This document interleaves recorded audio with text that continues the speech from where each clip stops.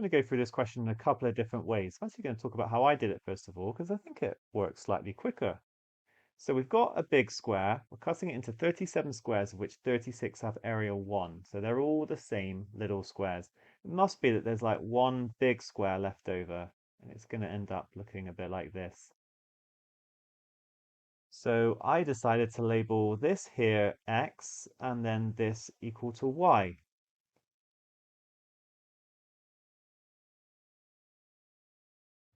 Then it must be that x plus y squared is equal to x squared plus 36, because the whole thing is this, and then remember this is 36 inside.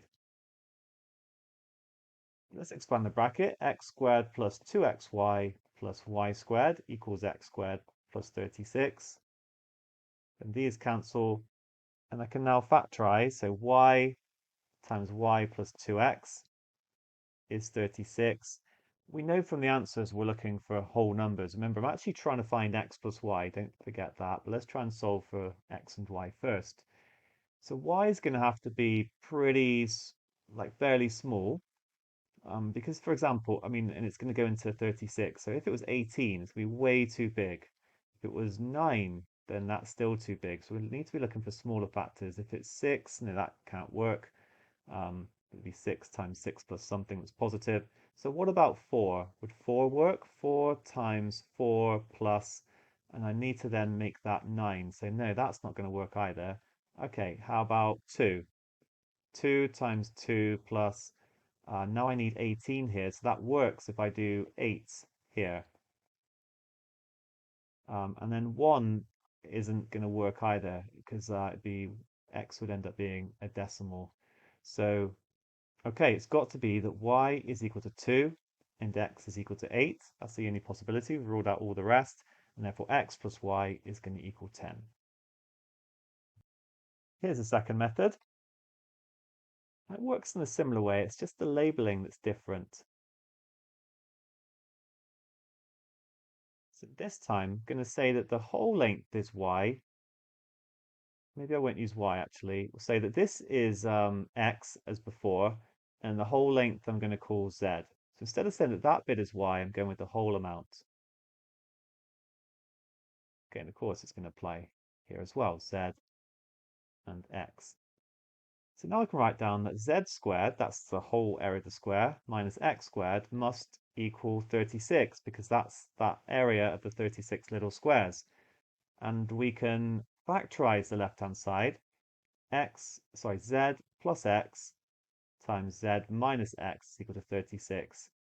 And normally when you're solving a quadratic, you always try and get it equal to 0. But here specifically, we know that z and x are going to be whole numbers. So just from the answers. So this is actually a really nice way to deal with it, because this is actually called a Diophantine equation. There's other situations in math challenges where you'll see these. So this is a bit new to you. I'd say look it up. There's plenty of other questions out there. So now we're going to look at essentially different factors of 36. Remember, z plus x must be the bigger factor.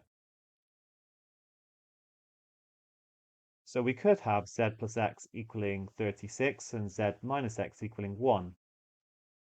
If I wanted to find out z, I could add these two equations together, which will give me 2z, and then I could divide by 2. So I'd get 37 over 2. That's not a whole number, so I can rule it out. So let's just keep going down the factors. How about 18? 18 and 2. Add them together, I'm going to get 10. And that does work, and actually that ends up being the answer. So the fact that we get 10, you might think at this point, yeah, it's on there. For completeness, we should rule out the other ones. So the next one would be 12 and 3. Then we'd get 15 over 2, 7.5, so that can't work.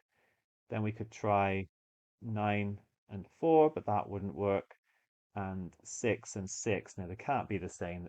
I mean, this would actually give you a solution for z. It would be 6, but then x would be 0. So actually, yeah, that doesn't solve the original problem, because we wouldn't have 37 squares, and it doesn't make any sense. So Okay, that's an alternative way of doing it. Both have their merits. I quite like my approach, I've got to say, but there we go. Answer is 10.